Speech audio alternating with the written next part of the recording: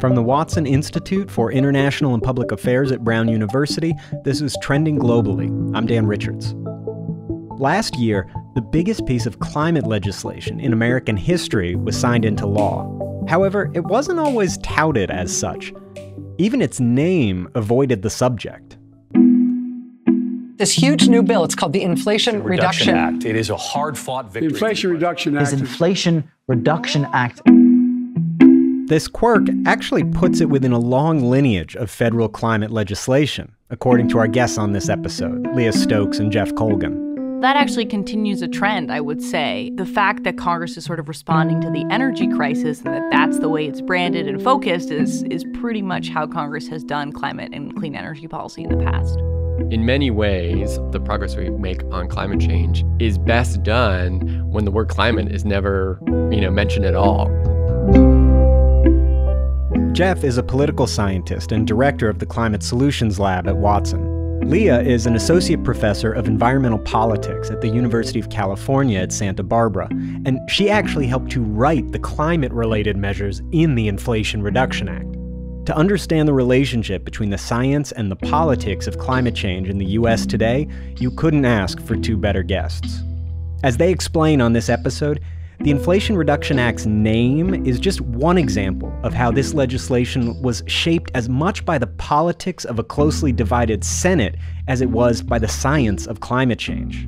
I spoke with them about the contents of the bill and how it will hopefully contribute to the global effort to slow climate change. We also discussed its political ramifications. Because along with reshaping our electrical grid, the Inflation Reduction Act might also rearrange America's political landscape. We started with the name of the bill and what it can tell us about the politics of climate legislation in America. Here's Leah.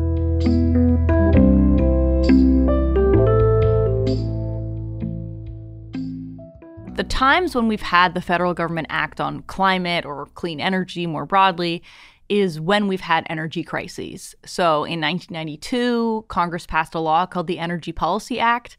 It had a really important provision for wind energy that basically kickstarted the industry. In 2005, Congress again passed a law called the Energy Policy Act, and it again had a really important provision that kickstarted the solar industry, a different tax credit. And so it's kind of part of the trend that the focus is really on the energy crisis, on inflation, because it turns out that like 40% of inflation was being driven by fossil fuels at the time that the law was passed. In many ways, lots of the progress we make on climate change is best done when the word climate is never, mentioned at all, right? So Biden's presidential campaign was always about jobs, jobs, jobs, right? And, when I think climate, I think jobs. And I think that is part of the way that we make the progress sticky and that we build constituencies who see, these are benefits that my family, my local community are appreciating, and we still get to drive to work, or we at least, we still get to heat our homes, and we still get to do all of the things that Americans expect from a modern lifestyle. But now we're doing it without fossil fuels that have been so problematic in the past. And so what are some of the major climate components of this bill? Because it's a massive bill. It also deals with other things like prescription drug pricing, but there's a huge component for dealing with climate change. What are the main features of it? Yeah, it's a bit hard to unpack. A lot of folks will say it's $370 billion, but that's actually not true because a big part of the spending is uncapped tax credits. So that basically means that somebody made a guess about how much money we're going to spend on things like people adopting heat pumps or solar panels getting deployed or wind energy or even newer, different technologies like batteries. But we don't actually know. That's just a guess. And the people who made that guess, the Congressional Budget Office and the Joint Committee on Taxation, they tend to be kind of conservative. So it's not really $370 billion. Then if we want to break that money down, whatever that money ends up being, maybe $1 trillion at the end of a 10-year period, we'll find out. If we want to break that down, we can think about it in a variety of buckets. So the first one is about clean energy deployment at a large scale, sort of like corporate deployment. grid scale deployment. We have extensions and modifications of bedrock tax credits, like those ones I mentioned that were passed in 1992 and 2005. Those are extended out for more than a decade. They're going to help out wind, solar, and for the first time, batteries. We also have a huge bucket of money to do domestic manufacturing in a wide variety of industries, everything from electric vehicles to batteries to critical minerals and even heat pumps. Quick interruption here, because that's the second time that heat pumps have come up, and it won't be the last, actually. So in case you're not familiar, heat pumps are electrically powered home heating and cooling systems. Typically, they are much more efficient than traditional boilers and furnaces, and they don't require fossil fuels to do the job. They're just one increasingly visible example of the type of win-win-win technologies that now exist in the world of green energy. They're not just better for the climate, they're cheaper for consumers, and they're nicer to use. And this bill isn't just working to promote the manufacture of green technology like heat pumps in the US. It's also helping more Americans to purchase them. Which brings us to the next part of the bill, as Leah explained. A third bucket is consumer-facing incentives. So there are a bunch of different programs to help people get a heat pump, to get solar panels on their roof, to buy an electric vehicle, even a used electric vehicle. So those are things that everyday Americans can access. There's also significant funding for environmental justice. That's things like a bunch of money to create a green bank to help folks put solar panels on their roof or retrofit an affordable housing building or, put heat pumps in a school in a low-income community. There's also money to clean up ports to help environmental justice communities engage in the process of setting environmental laws and also doing things like electrifying low-income communities. And finally, see, it took a while, the last bucket I would say is there's a bunch of money for other harder to decarbonize industries. So things like $20 billion for climate smart agriculture, a bunch of money to clean up heavy industry. So it's quite a sprawling bill. It touches a lot of the parts of climate pollution from the economy. And, I think it's hard for people to wrap their head around it because that was probably like 3 minutes just to explain at a very high level what was even in the bill. So, well, I love someone who does podcasts and has a sense of what a 3-minute long answer is. Yeah, that was long. Sorry. No. But the bill is long. I mean, if you read the bill, it would take you a lot longer. It's like 750 pages. So. No, I will take that summary over the bill, reading the bill any day. Do you have like a favorite thing that's in this bill? Something you're most excited about? Well, there's a bunch of different parts of the bill that I worked on, like your little babies or your children or whatever. Some parts of the bill that I worked on died on the cutting room floor, like many things that were once in the bill. But there's now going to be money to help low and moderate income folks electrify their homes. That's going to be deployed out through state energy offices, and probably 1 million Americans are going to be able to retrofit their homes, put in heat pumps, insulation, that kind of thing. So that's pretty cool and exciting. In addition, when we lost this really big part of the bill that I had been working on, the Clean Electricity Performance Program, it was basically a federal clean electricity standard. We managed to get a bunch of other little pieces in as replacements. There's around $18 billion to help utilities retire dirty infrastructure and replace it with clean infrastructure. So that's exciting. And there's another $5 billion for states to kind of define things that they want to do on climate to move faster. And that was the kind of flavor of what we wanted to do. We wanted folks to be moving faster and to be ratcheting up ambition. So those are things that I worked on that I'm excited about, I'm proud about, and that I hope are going to really move the needle, not just on reducing carbon pollution, but also doing it in an equitable way. One of the great things about having Leah here, I mean, she is not only a professor and a very serious academic who's contributed to our understanding of climate politics, but also the fact that she has kind of got her hands dirty in doing some of the real work to design climate policies and help get them passed. I will say, I mean, other than any one part of the bill, the thing that I maybe love most about it is that Biden and his congressional allies went big, right? That they didn't just kind of try to chip away at these small things. Now, did they go big enough? Of course not. Not for environmentalists. We understand the scope of the problem and the need to get there. But the idea of a bill that is going to have really kind of a seismic shift on the American economy and the American industrial base. That was the kind of thing that we needed. Whether it delivers all those results, well, that's to a certain extent still to be seen, but I think the intent is there. How far is it expected that this legislation might get the U.S. towards its, commitments into international agreements like the Paris Accords? So the short answer is nobody knows for sure. Of course, we've had some really smart people model the expected results for it, including a group at Princeton led by Jesse Jenkins, who estimates that this bill would get us about 2/3 of the way there from where we were prior to the bill to getting to the Paris commitments. And that's obviously good. 2/3 is a lot better than nothing, but it also points to the fact that the job's not over and that we need to do some further things in the future, not only at the federal level, but at the sort of state and local level to make sure that the efforts to change how utilities behave, how we generate our power, how we manage our cities, all of that has to change. When the bill was being built from the ground up, Leader Schumer's office was very focused on tracking potential carbon reductions. This was the heart of what they were doing. And the White House was, of course, very involved, too, with folks like Sonia Agrawal, who now runs Energy Innovation, which is one of the modeling groups, actually, that modeled it from before, during, and after.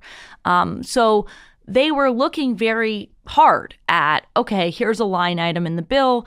What is this line item going to do? How much carbon pollution is it going to reduce? How much money are we putting into it? And how much carbon pollution are we going to get out likely? Some of those things are super hard to estimate, right? And some of those things aren't even really about carbon pollution, first and foremost.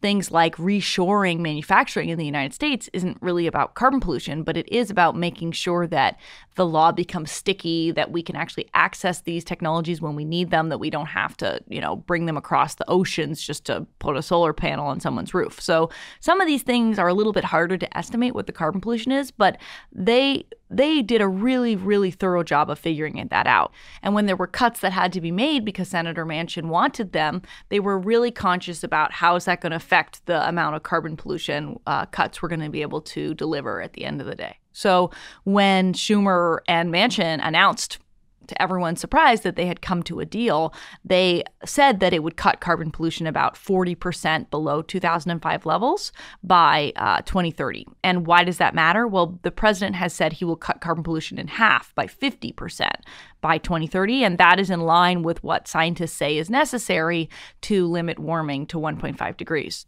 You brought up the idea of a law needing to be sort of sticky and harder to repeal. And maybe this is more of a question for the modelers of the world, but how much does that factor in? Is there any way to factor in like, oh, well, we could propose this incredibly ambitious thing, but if it causes a backlash and gets repealed in 2 years, it's actually not going to be that great for us over the next decade? Does No, or that is more a political science question. And actually, I've written a whole paper about that. It's called Electoral Backlash Against Climate Policy. And it was a story of in Ontario, Canada, when they passed this really ambitious law for clean energy, folks got wind energy in a lot of communities and people didn't want it. And they deployed it so fast and they didn't really do any consultation or community benefits sharing with the communities. And so there's a huge backlash and they ended up sort of freezing the policy and wind energy went dormant for quite a while.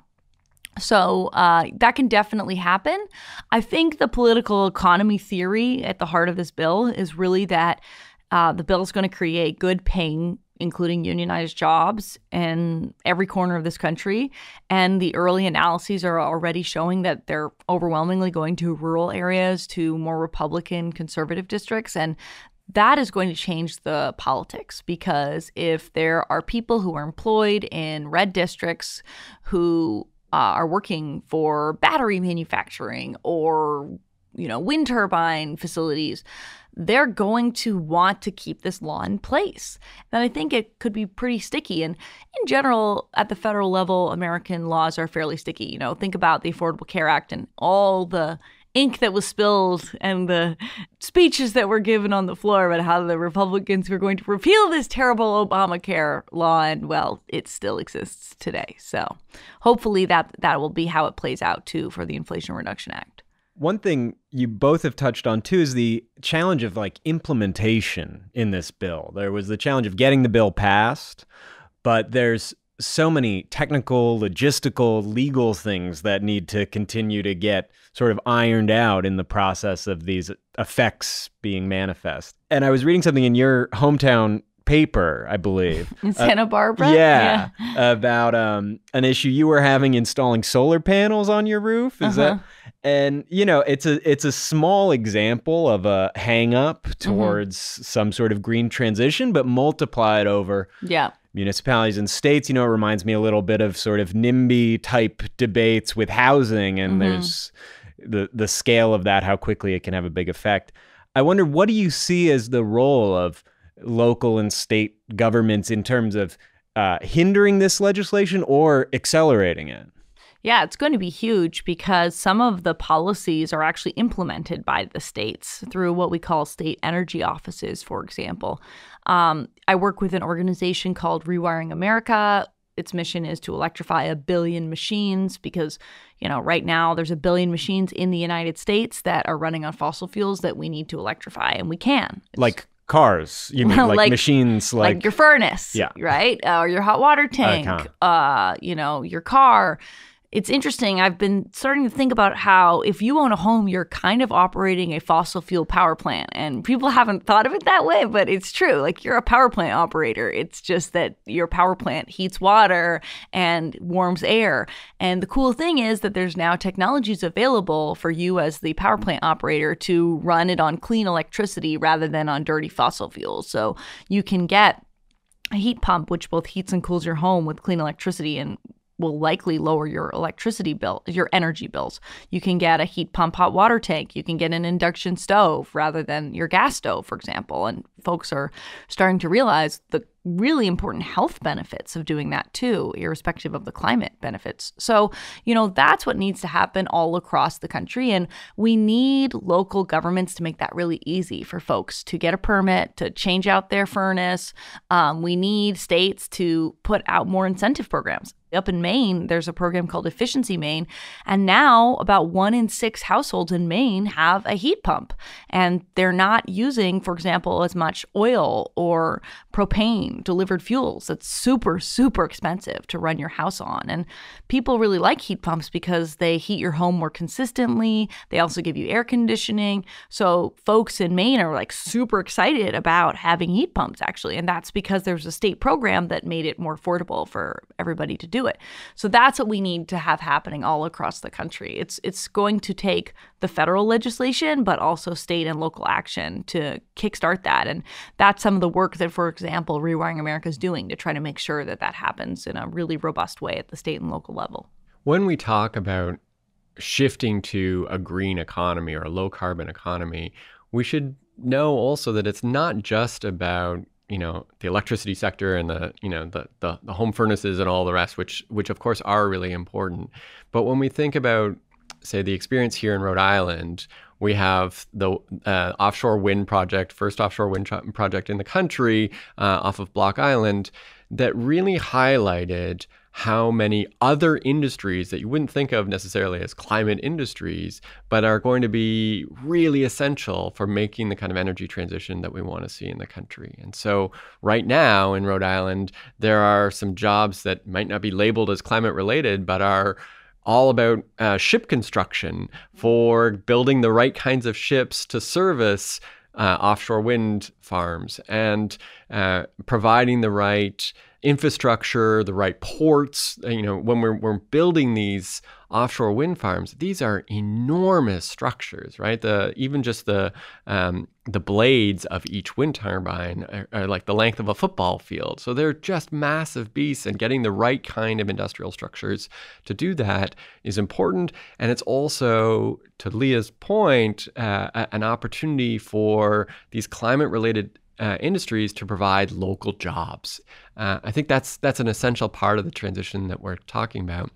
And last point on this, I'll just say part of what we've been doing at the Climate Solutions Lab here is to help highlight some of the benefits from having an economic shift towards a decarbonized world, right? And so we always hear in the media about the cost and the billions of dollars this is going to cost, and that's real, and we're not denying that. But we also want to point out that there are some real benefits that come with it. And so you can go to the website that we created, type in any zip code in the country, and find out some of the benefits that would accrue to that community in terms of reduced asthma cases, shorter commute times, more local jobs, et cetera, and get some real numbers on that to get you a real sense of why this might provide some upside that isn't just about the environment. It's also about sort of other more tangible things as well. Totally anecdotally, in the last 2 years, I'd say even in the last year, there's been some flip where people I know who are, and I'm in a certain demographic, but all of a sudden everyone's interested in an electric car. It was like a exponential growth moment. Have you guys sensed that at all? Yeah. No, it's not just sensing it. It's happening. You can see it in the data. The EV demand has gone through the roof and is outpacing projections that modelers were making, for example. And it's not surprising. I mean, I have had an EV for 5 years maybe or something like that now, and charging is basically free. I mean, like filling up your car doesn't cost money essentially. So when you compare that to folks filling up their car and it's costing like $80, $100 every single time, that's a really big difference. And Energy Innovation has shown that you can buy an EV and within the first month of driving it off the lot, the difference in terms of the cost between an EV and a combustion engine car, it's paid for itself essentially. Plus, they know that they're really great cars. They don't need as much maintenance. They don't have as many moving parts that break. I have never once taken my car in to be serviced since I got it 5 years ago. It's like very easy to use, I would say. And then when it comes to heat pumps, yeah, people are excited because they actually provide a better heating experience in your home. They deal with humidity better. They give you air conditioning as well. In a lot of places, they lower your energy bills. So I think people are really excited about heat pumps because they're better. And again, the data is showing that heat pump sales actually outpaced gas furnace sales last year for the first time. So we're at that inflection point for heat pumps too. Even if people are saying, oh, it's impossible to get a contractor, I mean, that's flipping really fast. If more people are buying heat pumps than buying gas furnaces, that means the industry is starting to shift. It's worth saying too, from a global perspective, it's really exciting to see some of the takeoff and trends in this country and in Europe, but we got a long way to go. And a big part of the problem, of course, is going to be in the global south and getting these technologies adopted around the world. And it has to happen this way in some sense, right? That where it's going to be the global north is the sort of the innovators, and then the technology diffuses. But when we think about the timeline and up against the challenge that we're facing, the faster we can push that diffusion around the world, the better. But the interesting thing, as Jeff was saying, is that when you deploy a technology at a large scale, like solar panels or batteries or electric vehicles or now heat pumps, what happens is you learn how to do it more cheaply and the costs start to fall. This is a engineering idea called the learning curve or the experience curve. The more you build a semiconductor or a cell phone, the costs come down. And so the cool thing is that as the West, Europe and North America, and increasingly also, for example, East Asia, adopts heat pumps at this massive scale and starts manufacturing them more and deploying them more, that's going to bring down the cost. And it's going to make it a lot easier to help developing countries also get access to these technologies at a cheaper price. This is what we've seen happen in solar, for example. If you had tried to put solar in developing countries at the beginning of the solar revolution, it would have been exorbitant, really, really expensive. But as work from Greg Nemeth, a scholar at the University of Wisconsin, shows, through this experience curve of different countries leveling up in deployment or in manufacturing, they've actually brought down the cost globally for this technology so that now it's affordable to put it in, for example, in India. That's the kind of dynamic that we need to see for all the clean technologies. So would you say this bill is sort of part of creating that transition out of an entrepreneurial phase into a bigger industry growth phase? Is that a fair way of kind of thinking about it, or is it still in the investment in experimentation and innovation? It depends on the technology to some extent, and we haven't talked about the other bills that went alongside the Inflation Reduction Act. So there was something called the IIJA, which some people just know as the Bipartisan Infrastructure Law, basically the law that was passed before in a bipartisan way that invested in things like clean school buses and public transit. So there's a bunch of technologies in that bill, which are more in the innovation, development phase, like, for example, carbon capture and sequestration and hydrogen. So those technologies, which a lot of money has been poured into and not a lot to show for it, are much more in the research and development demonstration phase. And so that law has a bunch of demonstration money. By contrast, the technologies that we've been talking about are in what we would call like the deployment period. So solar panels, they work. We know how they work. Let's just make more of them in the United States, stick them on more people's roofs, help low-income folks get them. So, for example, there's like $7 billion for low-income solar in the Inflation Reduction Act. So, it depends on the technology, and some technologies you can put sort of endless money into, like nuclear fusion, and you never quite seem to get to the deployment phase. That's right.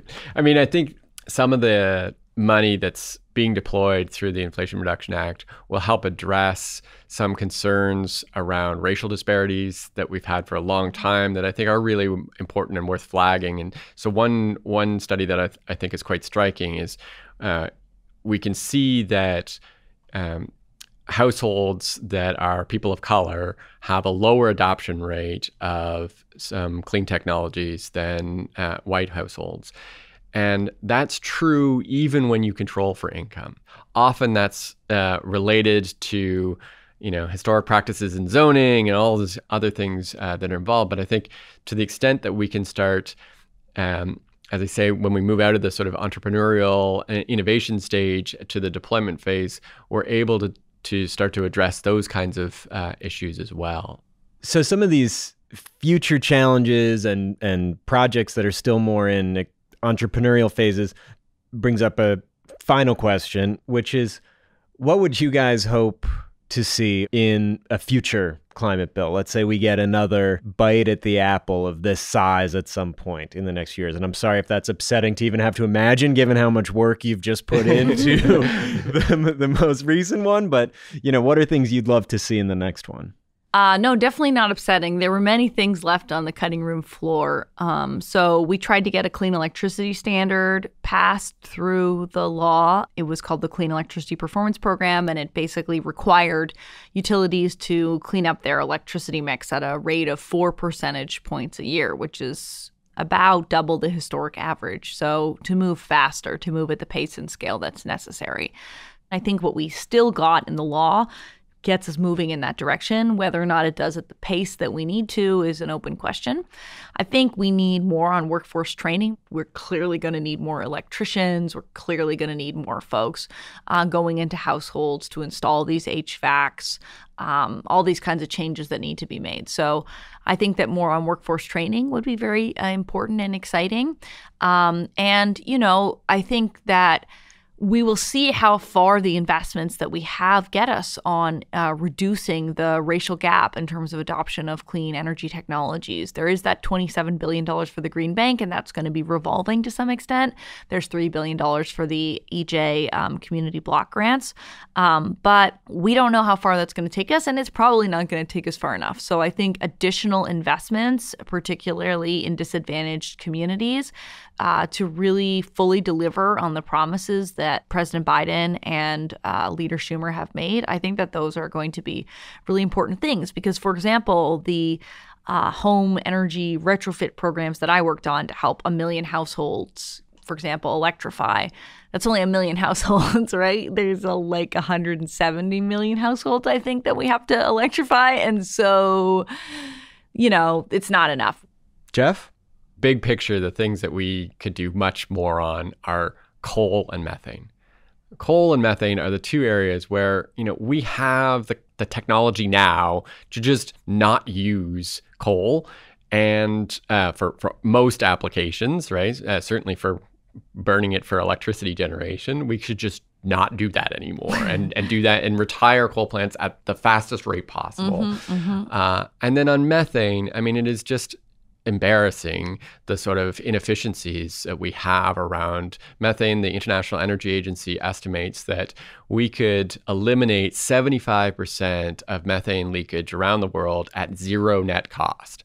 We are essentially, letting this gas out of our pipelines that's actually a valuable gas. We could burn it, and that has problems as well, but it's actually much better to burn it than to just let it leak into the atmosphere. And so the opportunities there are large. Recently, the head of the international agency pointed out that at the moment, big oil and gas companies are making massive windfall profits, in part thanks to the Ukraine war, and some of those profits can and really should be reinvested in reducing methane leakage and flared gas as well. And so those opportunities are right there, kind of low-hanging fruit. If I had my sort of dream U.S. Senate makeup for tomorrow, that's the kind of opportunities that I think are waiting to be had, without in any way modifying what Leah said, which is that I'm much happier with the world in which we have an Inflation Reduction Act versus the one where we don't. Right? With the methane fee in it, yes, although not indeed. high enough. So I forgot to talk about the methane fee when I did the overview, so there you go. There's too much in the law. Well, for listeners who want to learn more about any of the things we've talked about in this episode, we'll put a link to your podcast, Leah, in the show notes of this episode. It's called A Matter of Degrees. Yeah, we just wrapped up season 3 of A Matter of Degrees, and there's, maybe 30 episodes up already that are super cool, go into different topics of climate change. And it's a narrative podcast, meaning that we interview people and it's scripted, and it's like a very highly produced podcast. If people like podcasts, I think they will like A Matter of Degrees. And you can pick lots of different topics you want to learn more about. You want to learn more about justice and, what we need to do more to create equity. We have an episode on Justice 40. You want to learn more about coal plant debt? We have a coal plant debt episode. It's called The Win-Win-Win Strategy to Retire Coal, I believe. So we got it all. Jeff, Leah, thank you so much for coming on to the show. Oh, thanks so much for having us on. It was great to be here. It's my pleasure. Thanks, Dan.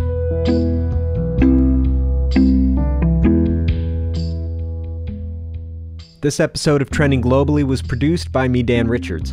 Our theme music is by Henry Bloomfield. Additional music by the Blue Dot Sessions. If you like the show, leave us a rating and review on Apple Podcasts or Spotify or wherever you listen. It really helps others to find us. And better yet, if you have a friend who you think might like the show, tell them about us. We'll put a link to Leah's phenomenal podcast, A Matter of Degrees, in the show notes. If you liked this episode, you will love her show. If you have any questions, comments, or ideas for guests or topics, send us an email at trendingglobally@brown.edu. Again, that's all one word, trendingglobally@brown.edu. We'll be back in 2 weeks with another episode of Trending Globally. Thanks.